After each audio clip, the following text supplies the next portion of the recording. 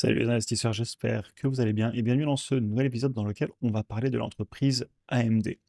Alors, je fais cette vidéo avant tout pour moi-même et aussi dans la continuation de l'analyse qu'on avait fait sur Nvidia. L'objectif dans cette vidéo, ça va être de s'attaquer au dossier AMD, de retourner voir le qualitatif que j'avais regardé il y a très longtemps sur la chaîne et je vais faire ça avant d'engager beaucoup plus de temps dans l'analyse notamment, qualitative. Déjà regarder les chiffres, voir si je vois des choses pertinentes parce que le temps que je vais passer ensuite sur le qualitatif va être beaucoup plus long et donc généralement ce que je fais, c'est que je regarde toujours en amont un petit peu les chiffres pour savoir quand même où je vais. Évidemment, comme d'habitude, c'est je ne donne pas de conseils en investissement, je vous partage ce que je fais, mais vous prenez vos propres décisions. Donc il y a peu, on avait parlé, de Nvidia, vous voyez ici la dernière vidéo qu'on avait fait, fin avril. À savoir que Nvidia est suivi de très près par AMD, qui est un de ses concurrents les plus sérieux, notamment sur tout ce qui est GPU, donc les processeurs graphiques pour l'intelligence artificielle, et pas que d'ailleurs, aussi dans les ordinateurs, les composants électroniques, processeurs, et aussi tout ce qui est les inférences, donc ça, c'est les itérations quand on fait des demandes à une IA. Bref, ces 2 entreprises, sont, des leaders dans la conception, de GPU, donc de processeurs graphiques utilisés dans les calculs en intelligence artificielle et on a vu une très forte demande ces dernières années sur le secteur. D'ailleurs, les chiffres d'affaires, vous les voyez ici, ils ont explosé. On avait déjà beaucoup parlé de Nvidia, l'objectif aujourd'hui, c'est vraiment de m'attaquer à AMD. Sachant que je vois beaucoup de potentiel sur l'IA, j'en ai déjà parlé, je l'utilise tout le temps, c'est vraiment quelque chose qui me bluffe, je peux plus m'en passer.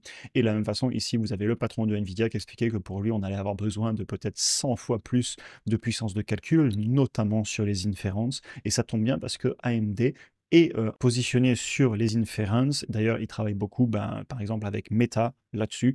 Donc, ça reste une entreprise qui m'intéresse énormément. Comme je vous le disais, ma conviction, c'est que la demande, elle, va être forte sur l'intelligence artificielle, aussi bien la robotique en usine, les assistants IA, les véhicules, etc. Et j'essaie de m'exposer au secteur et je le suis un petit peu déjà sur Google via Waymo, Gemini, les serveurs, Microsoft avec Copilot, les serveurs aussi, Tesla, etc. Maintenant Amazon. Par contre, je suis moins exposé en direct sur les développeurs et les fabricants de capacités de calcul.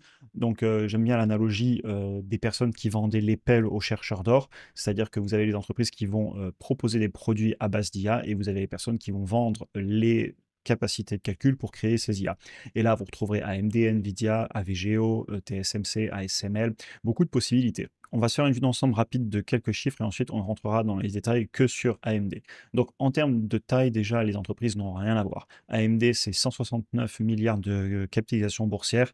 Nvidia, c'est 2860 milliards. Donc une entreprise qui est beaucoup plus grosse que l'autre. Et au niveau des chiffres d'affaires, on est sur du 27 milliards contre 130 milliards. Et là, instantanément, on voit que Nvidia est quand même beaucoup plus cher, notamment sur le prix par rapport au chiffre d'affaires. Mais de suite, quand on va voir les marges, on peut aussi l'expliquer. Marge nette de AMD, on est autour des 8% là sur la dernière arrêt sur l'image. Nvidia, on est à 55%. D'ailleurs, c'est sorti de mon écran, je vous le dis, mais c'est juste ici, 55%. Marge brute, 74,99% contre 45%. Donc AMD a des marges plus faibles et ça peut se retrouver évidemment dans la valorisation, notamment au niveau du prix par rapport au chiffre d'affaires.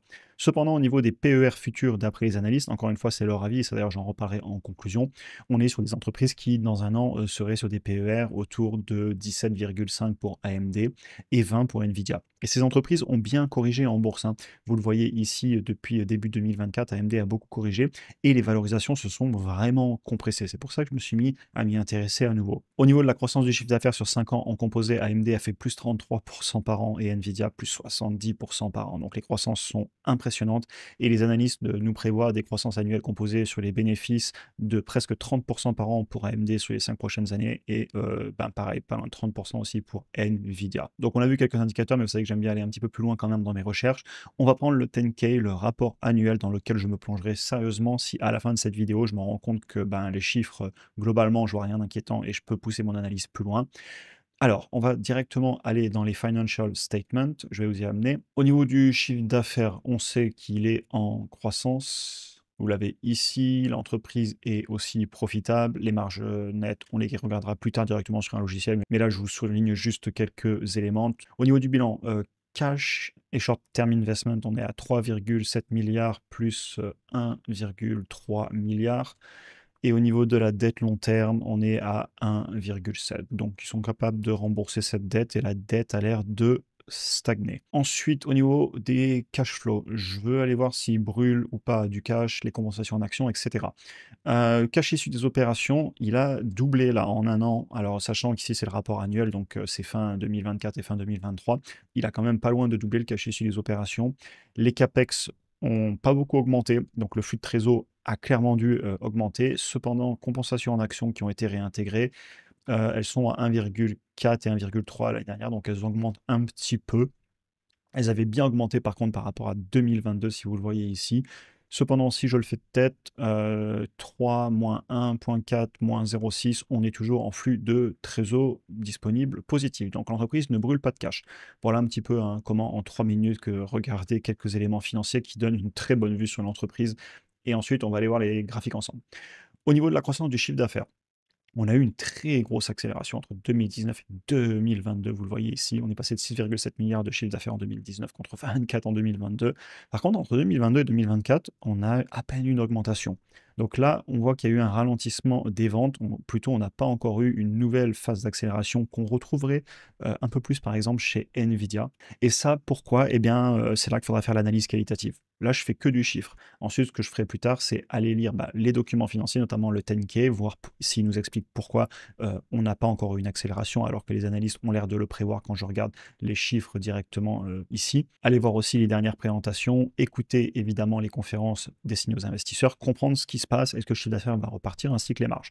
Cependant, là, sur 10 ans en composé, on a quand même eu 23% par an de croissance sur le chiffre d'affaires, donc c'est impressionnant. Au niveau des marges, marge brute de pas loin de 50% en ce moment pour des marges nettes autour de 6% et des marges sur flux de trésor autour de 9%. Donc les marges sont quand même beaucoup plus basses que Nvidia, de la même façon sur la croissance par rapport au chiffre d'affaires. Donc la grande question déjà que je commence un petit peu à faire ma conclusion dans ma tête, c'est est-ce que AMD va réussir en tant que numéro 2 à suivre le numéro 1? Ou est-ce qu'il vaut mieux juste posséder le numéro 1? Parce que vous avez l'éternelle question, pourquoi avoir le numéro 2 quand on peut avoir le numéro 1? Et là, clairement, je vais avoir beaucoup de travail à aller essayer de comprendre techniquement pourquoi leurs produits vont avoir de l'attrait. J'ai commencé un petit peu le travail à me renseigner sur les inferences, ce qu'ils font notamment avec Meta et quel est le potentiel de l'entreprise.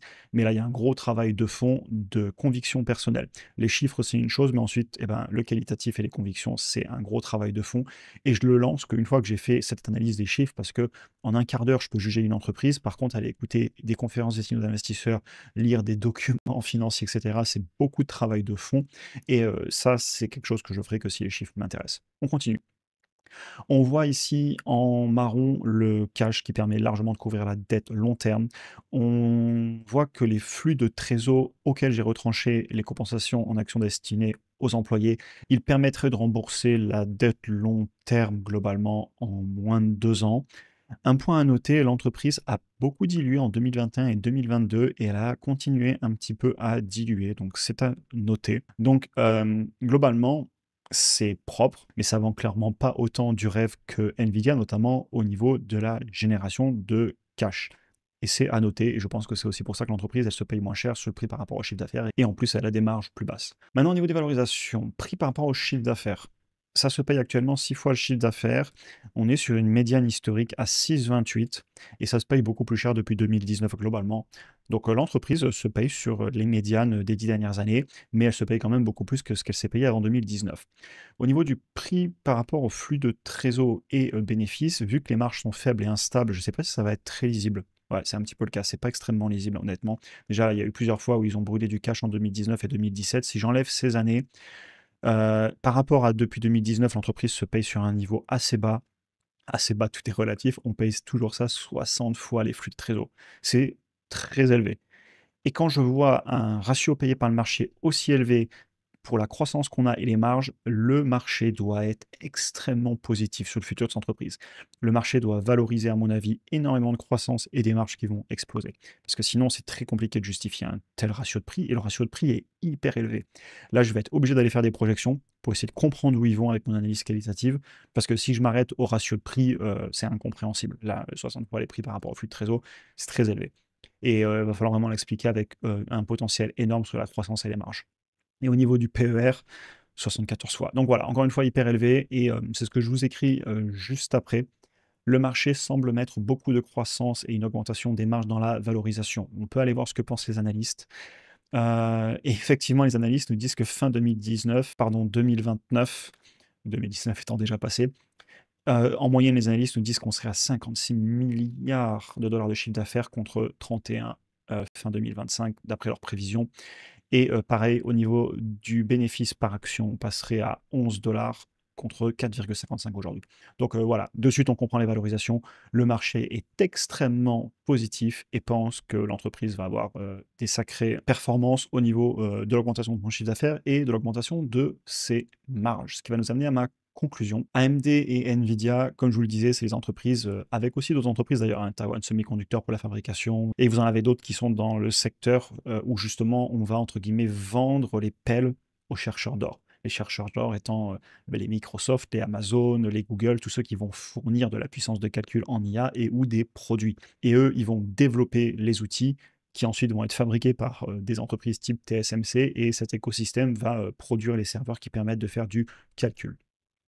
Maintenant, j'en fais quand même une conclusion rapide sur mes premières recherches, plutôt reprises de recherche, parce que et Nvidia et AMD, c'est une entreprise que j'avais étudiée il y a longtemps sur la chaîne, mais là, je me replonge beaucoup dans le secteur en ce moment. C'est pour ça que je refais de nouvelles vidéos avec ma nouvelle vision, et aussi les titres se sont appréciés quand même en bourse, hein, depuis 5-6 ans. Vous voyez qu'en 2020, 2021, ça se payait 50 dollars. Aujourd'hui, on est à 100 dollars et ça fait une pointe à plus de 200. Donc les entreprises se sont appréciées. Donc autant que je refasse tous mes chiffres. J'aime ce que je vois d'un point de vue du potentiel, et je dis ça parce que j'ai passé beaucoup de temps sur Nvidia. Et vu le potentiel que je vois sur Nvidia, je me dis si AMD, même si c'est le, entre guillemets, les numéros 2 en termes de conception de ces produits, il y a peut-être des choses à faire. Je vais clairement devoir me plonger dans les rapports annuels, faire mes projections, un fichier Excel, parce que, encore une fois, quand on regarde les ratios de valorisation, là, on peut rien en tirer. Il faut vraiment essayer de comprendre où va aller l'entreprise dans 3, 4, 5 ans avec la demande, comme je l'ai fait sur Nvidia. Et si je m'arrête à un PER à plus de 60 et à un prix par rapport au flux de trésor à plus de 60, en fait, je m'intéresse jamais à cette entreprise. Et le nom de l'entreprise, où justement, j'ai pas regardé les ratios parce qu'ils font pas toujours sens, mais au contraire, j'ai projeté ce que je voyais sur les marges, le business, le chiffre d'affaires dans le futur pour réactualiser dans le présent. Et ben, je préfère largement cette méthodologie parce que regarder un ratio, c'est regarder le passé, et je préfère regarder l'avenir. Après, comme je l'ai déjà dit, je n'ai pas du tout peur de rater le train de l'IA. Je suis exposé sur plusieurs lignes, et d'ailleurs, je pense que personne ne sait qui va gagner entre les large language models, donc les chats GPT, Gemini, etc., l'autonomie, la robotique, les usines. Il y aura beaucoup de parts de gâteau à prendre. Le marché est énorme. Et d'ailleurs, même sur des ETF, un type Nasdaq, vous êtes très exposé à ces secteurs puisque toutes les entreprises essaient d'innover massivement là-dedans. Très beau dossier. Il se paye, entre guillemets, un petit peu moins cher que Nvidia sur le prix par rapport au chiffre d'affaires, et c'est normal. Parce qu'en fait, quand je regarde énormément d'éléments, des documents financiers, eh ben, ça vend moins du rêve que Nvidia, donc ça se paye moins cher. Mais peut-être que le numéro 2 a aussi une part du gâteau à prendre. Et ça, c'est mon analyse qualitative qui va me le dire.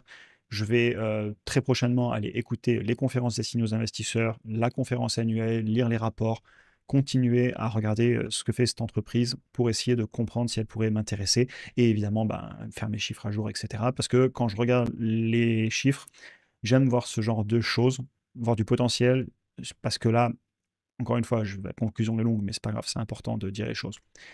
Le potentiel d'augmentation des marges est impressionnant. Parce que Nvidia a des très belles marges parce qu'ils ont une meilleure capacité à fixer les prix. Mais si la capacité à fixer les prix de AMD vient augmenter, les ratios de prix vont s'écrouler. S'ils me triplent la marge nette, là, si on passe de 8 à 24, le PER, il va être divisé par 3 très rapidement.